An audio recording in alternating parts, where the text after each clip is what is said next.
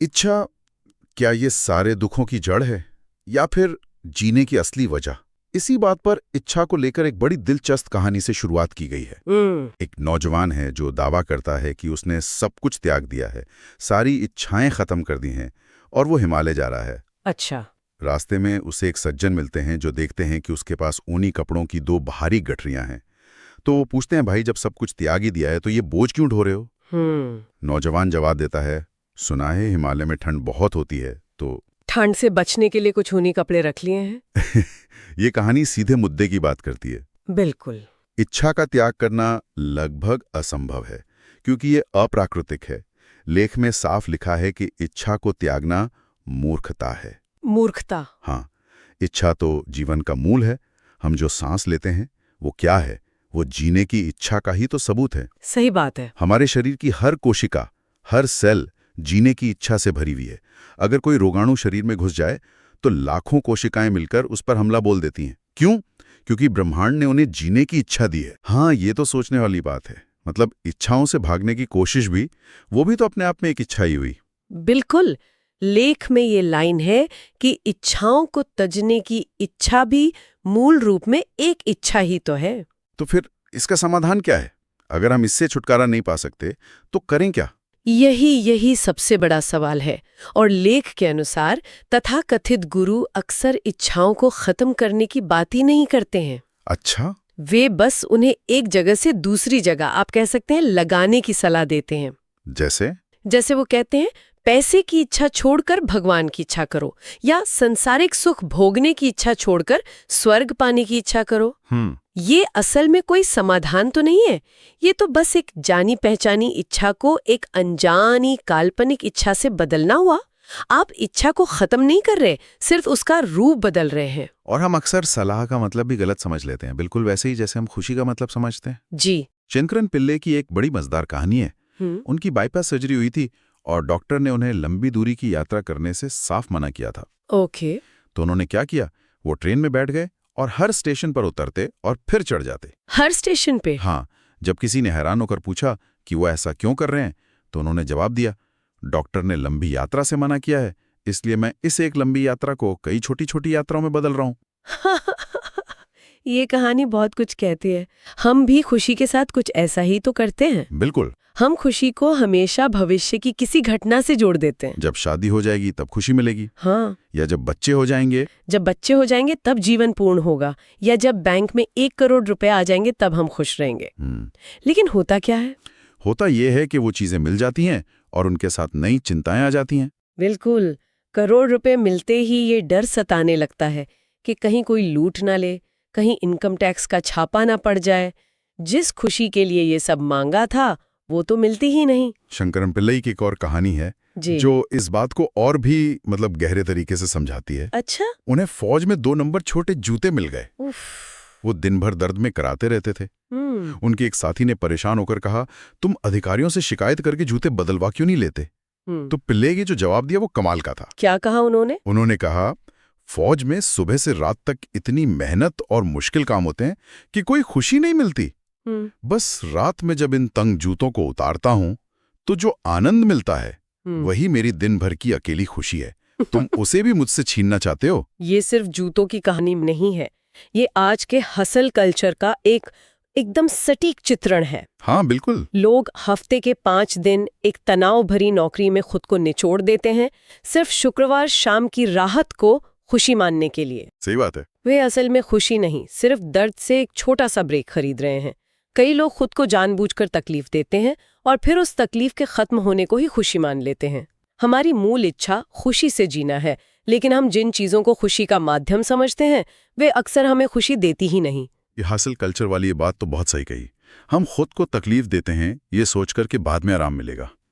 तो अगर खुशी को भविष्य के लक्ष्यों से जोड़ना एक जाल है तो फिर सही रास्ता क्या है?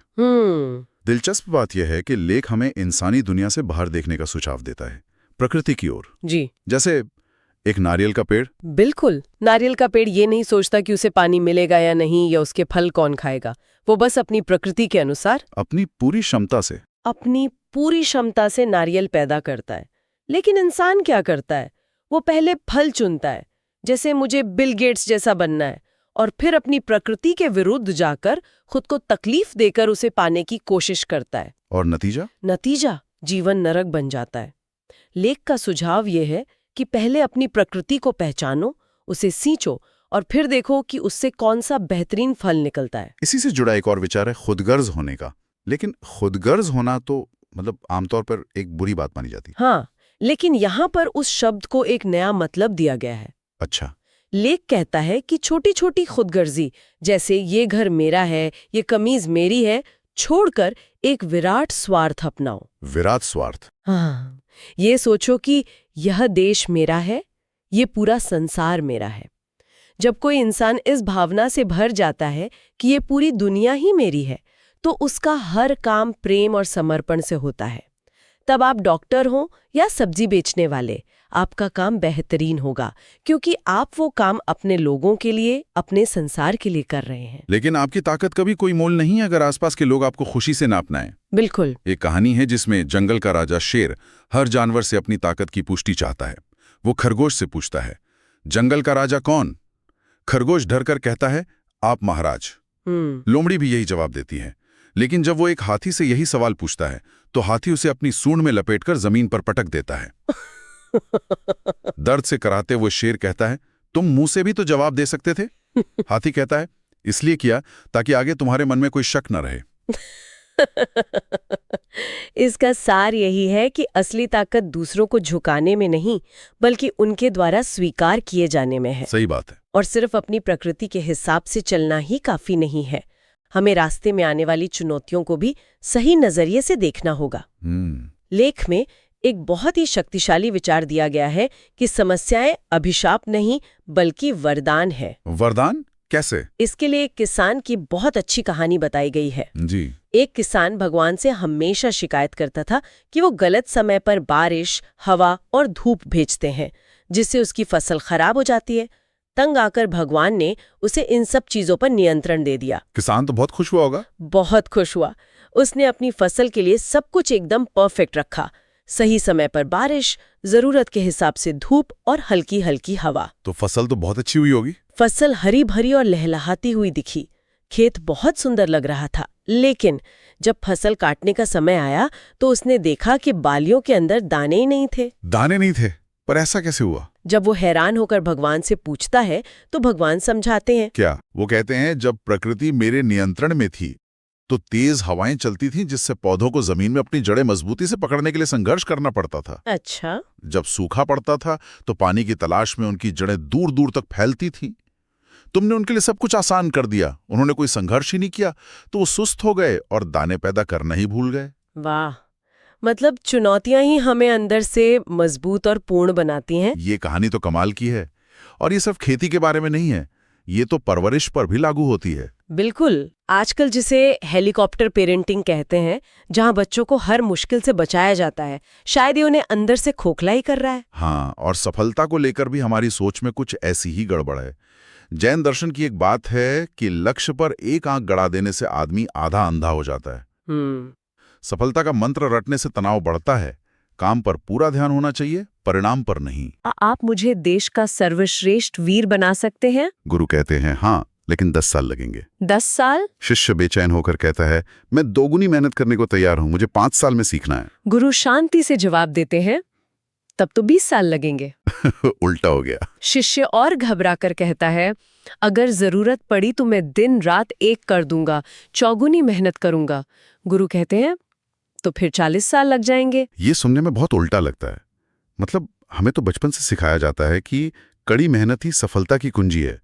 तो क्या ये लेख ये कह रहा है कि कड़ी मेहनत करनी ही नहीं चाहिए? नहीं, बिल्कुल नहीं। यहाँ कड़ी मेहनत और ध्यान से किए गए काम में फर्क किया गया है। अच्छा। कड़ी मेहनत अक्सर तनाव और जल्दबाजी से जुड़ी होती है, जैसे उस शिष्य की थी, जबकि ध्यान से किया गया काम प्रेम और लगन से होता है, जहां आप प्रक्रिया का आनंद लेते हैं। जब आप तनाव में होते हैं तो आपकी आधी ऊर्जा उसी में खर्च हो जाती है। जब मन शांत और केंद्रित होता है तो आप अपनी पूरी क्षमता का इस्तेमाल कर पाते हैं। हाँ, ये समझ आता है। इसका सबसे अच्छा उदाहरण शायद बड़े बड़े आविष्कार हैं। न्यूटन को गुरुत्वाकर्षण का सिद्धांत तब सूझा जब वो एक पेड़ के नीचे आराम से बैठे थे। किसी लैब में तनाव में काम करते हुए नहीं। बिल्कुल। और आर्किमिडीज ने उछाल का नियम तब खोजा जब वो आराम से नहा रहे थे। जब मन शांत होता है तभी असली रचनात्मकता सामने आती है। और ये शांत और फोकस्ड मन का सिद्धांत सिर्फ काम में ही नहीं, हमारे रिश्तों में भी उतना ही जरूरी है। हम अक्सर उम्मीद करते हैं कि दूसरे हमारे मन मुताबिक बदल जाएं। हमारा जीवन साथी, हमारे बच्चे, हमारे दोस्त, हम चाहते हैं कि सब हमारी तरह सोचे और हमारी तरह काम करें। और जब ऐसा नहीं होता तो निराशा पैदा होती है। जी। इस गलतफहमी का एक चरम उदाहरण उस पति की कहानी में है जो महीनों तक कोमा में रहने के बाद होश में आता है। अच्छा। उसका हाथ पकड़ती है। पति अपनी पत्नी को देखकर कहता है, तुम संकट की हर घड़ी में मेरे साथ रही हो।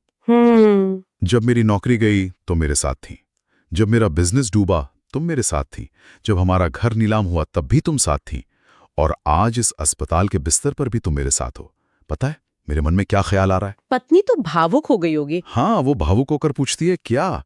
पति कहता है, मुझे लगता है तुम ही पनौती हो, शायद इसीलिए मुझ पर एक के बाद एक संकट आते हैं।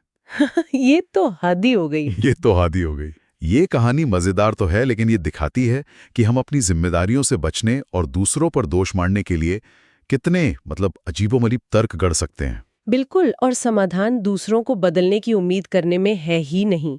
समाधान है उन्हें वैसे ही स्वीकार करने में जैसे वे हैं। हर इंसान अलग है और यही विविधता जीवन को दिलचस्प बनाती है। जब हम दूसरों को उनके गुण दोषों के साथ अपनाते हैं तो रिश्ते की ज्यादातर समस्याएं अपने आप खत्म हो जाती हैं। सही बात है। और हमें स्थिति के अनुसार व्यवहार करना भी सीखना चाहिए। जी। शंकरन पिल्लई की एक और कहानी है। जी। वो एक बार रात में खुली नाली में गिर जाते हैं और बाहर नहीं निकल पाते हैं। अच्छा। वो मदद के लिए नाली नाली या बचाओ बचाओ नहीं चिल्लाते, वो चिल्लाते हैं आग आग। हाँ। लोग घबराकर दमकल बुला लेते हैं और उन्हें बाहर निकालते हैं। जब लोग पूछते हैं कि आग कहाँ है तो वो कहते हैं, अगर मैं नाली नाली चिल्लाता तो कोई नहीं आता। हाँ, मतलब इसका सार यही है कि हमें समझना होगा कि किससे कब और कैसे व्यवहार करना है। बिल्कुल।